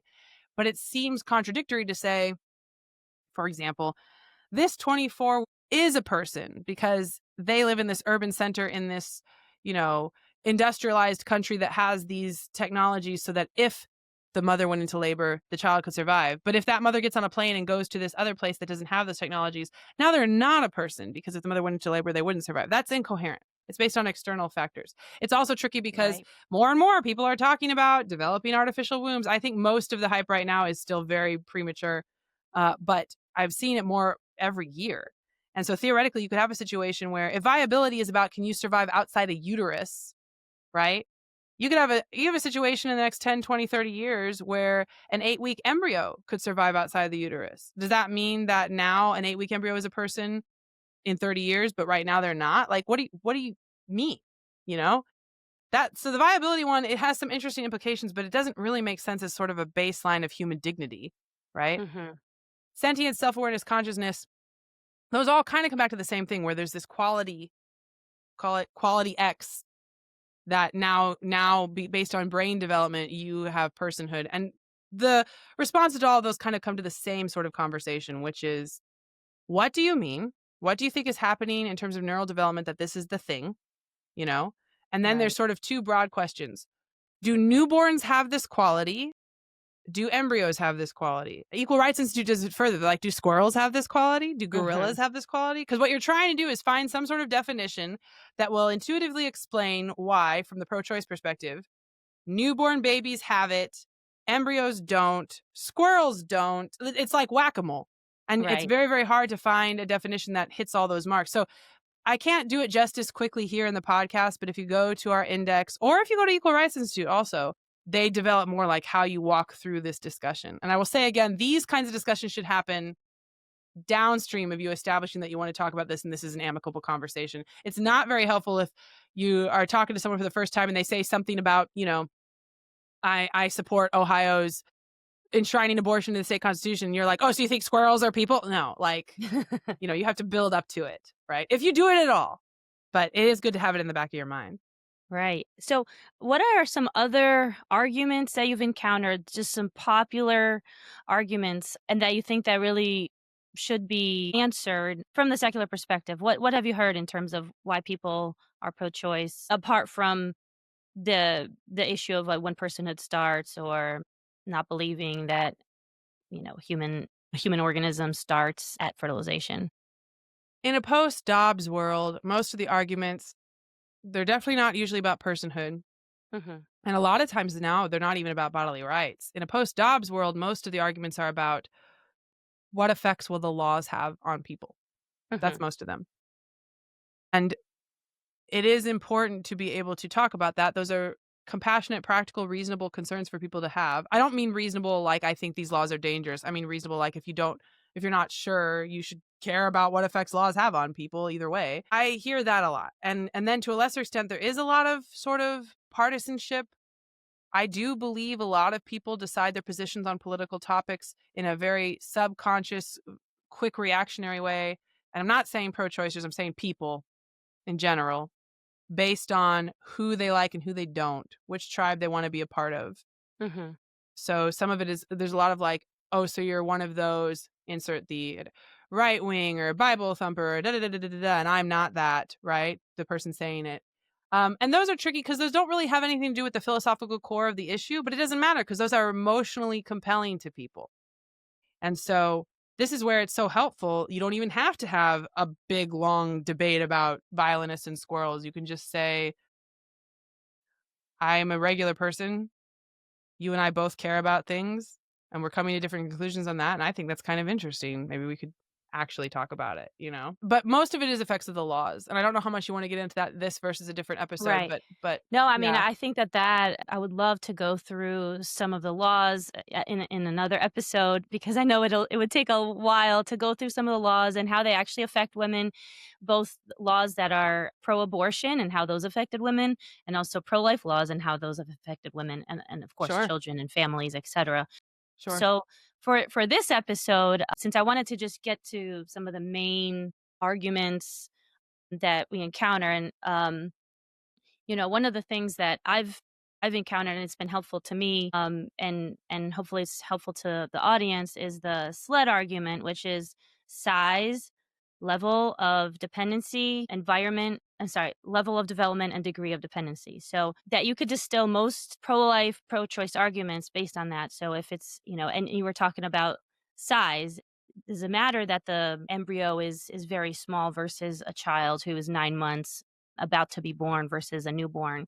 Should size be the determining factor of whether or not a human organism should live? And then you have the level of development. Again, that's dependent on the development. Well, we're all developed in at different rates, a teenager is more developed than a toddler, and a toddler is more developed than a newborn, and an elderly person is more developed than a young adult or mature adult, etc. So obviously, development shouldn't be the deciding factor, and then environment, of course, if as you mentioned, the environment of someone is in shouldn't determine if a woman is able to uh, have her baby and get the medical help in a different country or a different hospital. Should that affect whether or not that baby has should have rights? But also where the baby is located, in the uterus versus outside of the uterus, should not affect the value of that, since a baby could be born, because a baby is valued different 5 minutes before birth versus 5 minutes after birth. And that's where the environment argument comes in. And then the degree of dependency, we talked about that with the parasite type arguments, that if that organism depends on you, well, we all depend on each other. A newborn depends on the mom to be fed, even whether it's breastfeeding or formula feeding, that newborn still depends on the mom. And the same is true for an embryo and a fetus, and etc. I've used those arguments. I know that others in the pro life movement, it's been easy to try to distill some of those questions to see if they fit into that. But I would love your input, and I know it's not a perfect analogy, but for someone who's starting out and maybe feels overwhelmed Yeah. by the idea of, well, how what can I say, or how can I help a person understand why we take this position? Yeah, I would love your thoughts on that. Sure. The SLED argument, SLED, I think it's helpful in the sense that it's an acronym. It kind of gives you a framing. When you're hearing different pro-choice discussion points, you can kind of start to think about where they fit in with it. I think it's fine as a starting point, and I don't disagree with anything you just said.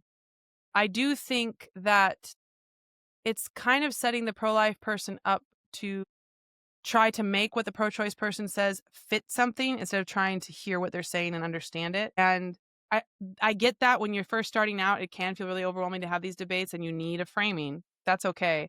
But be careful, because especially for me, to some extent the size argument, but more so the environment argument, I have found a lot of times it sets up the pro-lifer to not really hear what the pro-choice person is saying. Because if a pro-choice person says something about how, well, this embryo or fetus or baby or whatever is inside a woman's body, and then the pro-life person responds with, well, that's just a difference in environment, I think that's a fundamental miscommunication. I think a lot of times the pro-choice person, they're not just saying, once you go through the birth canal, magically now you're human. They're saying there are serious ethical quandaries with people not being able to decide if they want another human to use their body. And that's I don't think that can be distilled just to environment. And so I still don't think that justifies abortion in the vast overwhelming majority of cases. We can talk about life of the mother as a specific thing. We can talk about the other episode, but I think it's worth making sure you understand their concerns about bodily rights and right to refuse and all that stuff. And in SLED, it misses an opportunity, because a lot of the stuff you were talking about is about personhood arguments, level of development especially, right? I think hits it. And degree of dependency also, to some extent, I think is pretty important. You do see a lot of arguments that are like, "Oh, well, if they're a person, then just take them out of me and see how they do." And you're like, "How are those two sentences related, man?" I can think of a lot of people that if you just put them in we had a great response from, one of our followers. She's like, "Oh, yeah, let's just strip you to your underwear and put you at the top of Mount McKinley and see how you do." "Oh, not a person." "What do you mean?" There are environments in which we all do better or worse. I just don't see how that is related to if you're a person. So with SLED, I guess what I'm saying is I like the L and the D. The S is okay. I'm nervous about the E. That's what I'm saying. But it's Could a good you Okay, starting so point. I want to kind of dig into that a little bit because I think it'll be helpful to our listeners. How would how would you best answer the question about environment, especially because so many women who are pro-choice, that's one of their biggest fears about the use of their body, etc. So I think that what is your strongest answer to that, to help someone who feels very strongly about that? Um It really and depends on what what has they're saying. worked for First of you? all, I wouldn't frame it as a question about environment at all. I wouldn't use the word environment. I've never heard a pro-choice person use the word environment. I've only heard pro-life people describe it that way, which I think is a red flag. I don't think when pro-choice people talk about concerns about her body, they're thinking about it as simply an environment. I think they're thinking about it as a fundamental human rights violation, and that's different. And I think we can try to show that we see the seriousness of what they're saying, even as we don't agree with them necessarily. But beyond that, it depends on what they're saying. It's difficult. If you're having a conversation with someone where it's mostly about the emotions behind it, then you're addressing those first, where they're like, how can you say a woman has to do this, that, or the other thing? And it's okay to affirm, like, yes, that's very serious. Sometimes I'll say, yeah, what I'm asking is quite serious. I've been pregnant multiple times. To be blunt, I didn't like it ever. I like the kicks. The kicks are fun. But being pregnant sucks, man. And my pregnancies were healthy. It is quite serious what we're asking. We are asking people to endure a physical process, whether it's evolved, natural, whatever. It's still a lot. It's still a lot to go through. It affects every single one of your body systems. And then at the end, you have to go through getting the child out of you. And there's no simple, easy way to do that. We're asking a lot, and we can own that and take that seriously. And the Mhm. reason I'm willing to have the audacity to ask so much is because the alternative is killing a human being. Yes. So I appreciate, hypothetical pro-choice person, that you're angry that I am asking people to go through this thing they don't want to. Do you understand that the alternative that you're advocating for is killing a human being? Because I think we're both advocating for very, very serious things that have various serious repercussions in both directions. And I would just like to start from that sort of level playing field instead of this premise that I'm asking for horrible things for just no reason. It's not about the Right. babies, it's about control. Are you kidding me? I would love to not care about this and, move on to other things. I used to work at Starbucks. That was very easy. Okay. So it depends on why they're asking. But again, a lot of times you're addressing the emotions behind it more than the content. In terms of the content, though, you see a lot like no human has the right to use a person's body against their will. And sometimes I'll just say, and this is very on the internet, sometimes I'll just say, no human has the right to make someone depend on them and then kill them. And then they can say, they never say, yes, they do. They just start arguing with the premises like, it's not a person. We didn't make them dependent on us. Abortion's not killing. Like they'll pick apart different things you said. That's fine. Because now you've turned the conversation into debates about the things you want to debate about instead of just accepting this baseline, thoughtless premise, in my opinion. There's just never an acceptable. The other thing I bring up, I mentioned this before, people will talk about the United Nations and human rights organizations, and they say that abortion bans are a violation of human rights. And I will say, almost all the member states of the United Nations have gestational limits on abortion. Almost all the member states of the United Nations will say, hey, after whatever, 12 weeks, 15 weeks, whatever, 18 weeks, you can't get an elective abortion anymore. Are all the members of the United Nations violating human rights? And most people will say, some subject change. Well, that's different. That's later. I've had a couple be like, yeah, they are. It should just be legal at any stage, at any reason. And part of me is like, you know what? I appreciate your consistency, at least, Right. But I guess generally, broadly, what I'm saying is you don't have to accept the premise. When they say, oh, it's this way, nuh-uh, Mhm. prove it, you know? I keep being snarky talking to you, but like when you're having these real conversations with people, be respectful and let them Right. think it through. But yeah, it just depends on what they're saying. The later abortion thing is helpful because they'll say, no one has a right to use your body. Also, I think abortion should be illegal after blah, blah, blah weeks. And you're like, well, those seem contradictory to Right. me, you know? No, I think that that's a good point, and most people are not for late term abortion. So I Mm-mm. think it's makes them really think about the issue. Why do I hold this position, and why is it inconsistent ultimately Yeah. when we're You're just talking trying to about late provoke term abortion? a little. Yep. We are coming up on our time, but I have a couple more questions for you. Okay. One of them is, so you shared that you have 4 children and lost 2 more to miscarriages. How do you answer the argument that abortion is no different than a miscarriage? I actually think that one's really easy. Natural death and purposeful killing are different, and it's not confusing. It's not confusing. You've probably seen um, one time a long time ago, I said, that's like saying, death by brain aneurysm and getting shot in the head are the same because something explodes in your head. What are you talking about? And I've seen a lot of people say, that's like saying cremation and setting someone on fire are the same because they both involve fire. Like, give me a break. Now, If what they're really saying is the medications and procedures to treat miscarriage are often the same ones done for abortion, that's true. But it comes back to the same thing. It's like, yeah, we don't have a problem with how you handle removing the remains of someone who's already died. We do have a problem with how you handle causing someone to die who was otherwise going to be fine. And we don't think that that's confusing. And I Right. don't know why you're confused. Sometimes I'll say, please stop trying to use miscarriage to justify abortion. Mhm. People don't Mhm. appreciate that. That's not, if Yes. you really believe abortion is fine, you shouldn't need to do these tap dances. Right. No, I think it is a simple one, but we've encountered it, and it's important to say what the difference is. Yeah. So why should well, okay, before I go to my final question, this one's Okay. easy, but I'll just throw it out there. What's your answer to the argument that pro-lifers are pushing their religious views on everyone else? Even Well, if their my religious answer, views are atheist or agnostic or no, whatever, my answer is always I'm an atheist, and that's the whole answer. And then they'll either say, no, you're not, or they'll switch subjects. they don't But believe you. they don't want to lose the argument, you know? But I mean, most people don't say, no, you're not. Most people would just be like, well, then you also suck, but for these different reasons. Like, but, but the more real answer, if you're having a real conversation and not just trading barbs on Twitter, is everybody is pushing their philosophical views. You're right that I'm pushing my philosophical views. That's true, or religious views, however you want to put it. My views on ethics. You're right. You're right. I am. So are you.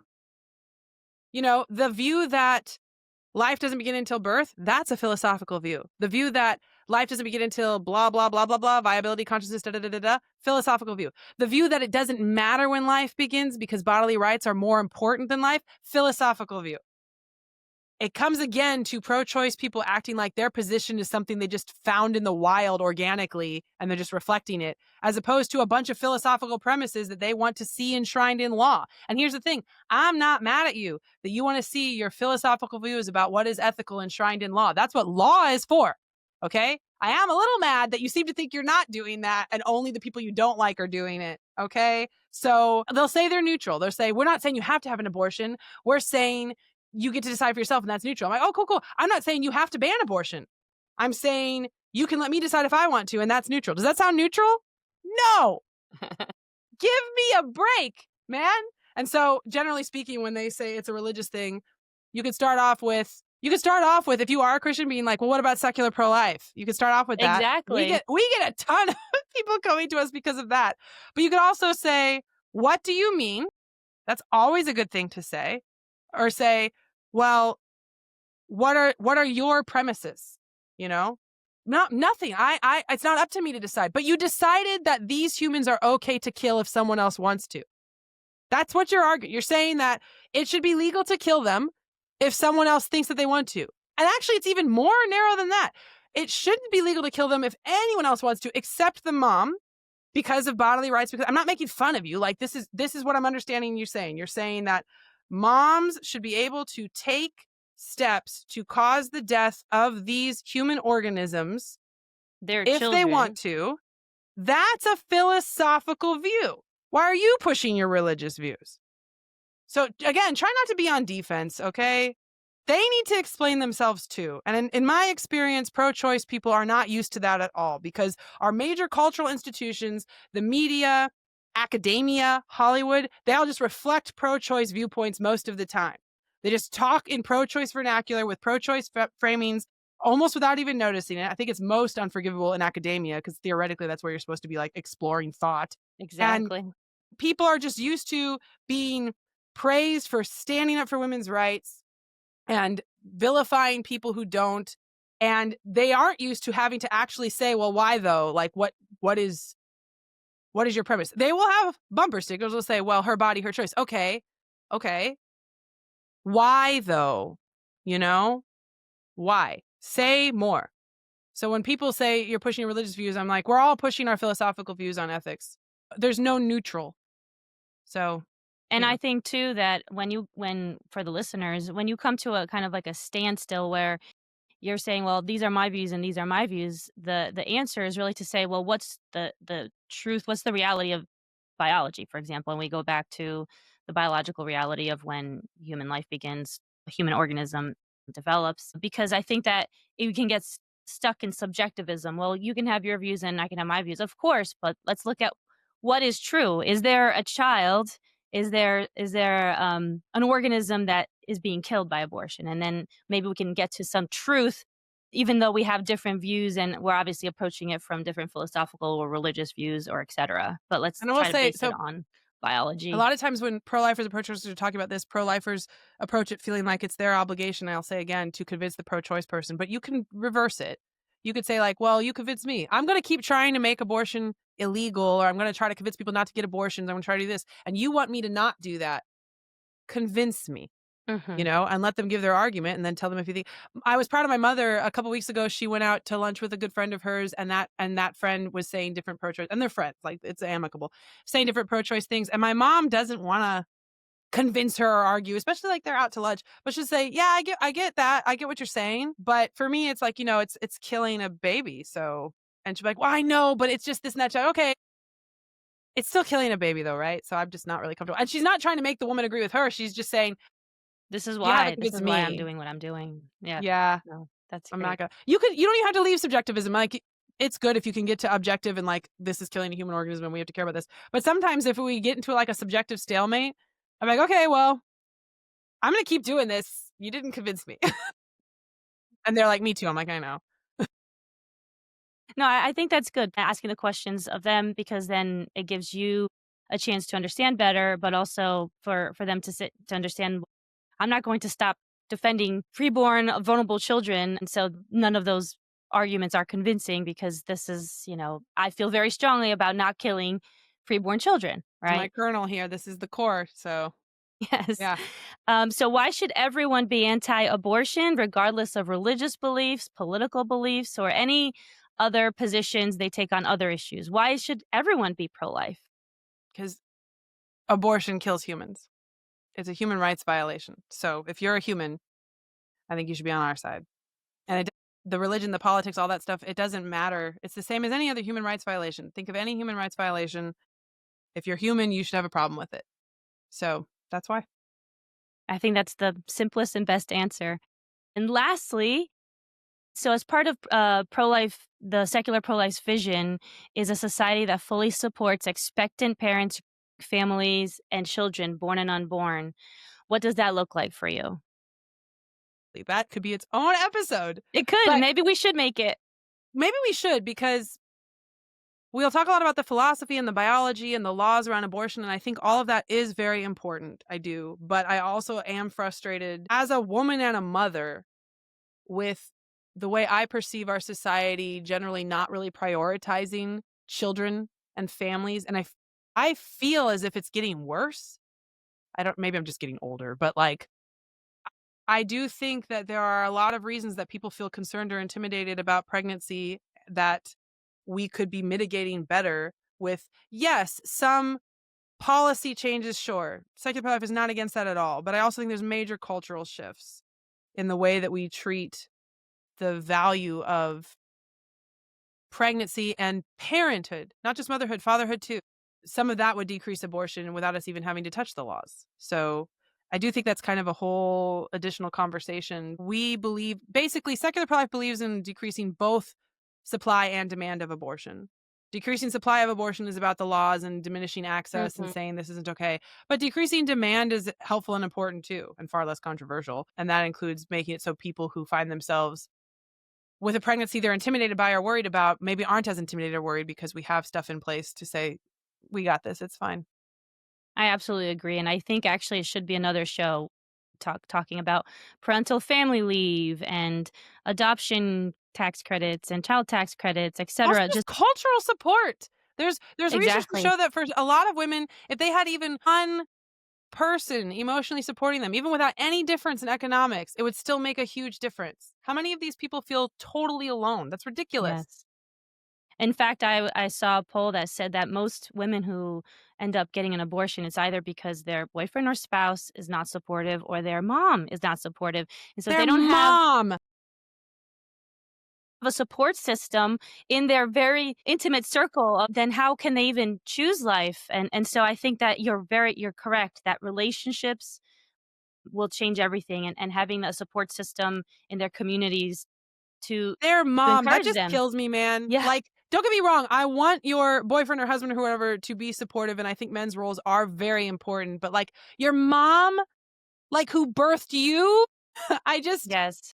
think that's really rough. I'll share one story from my early days of pro-life work.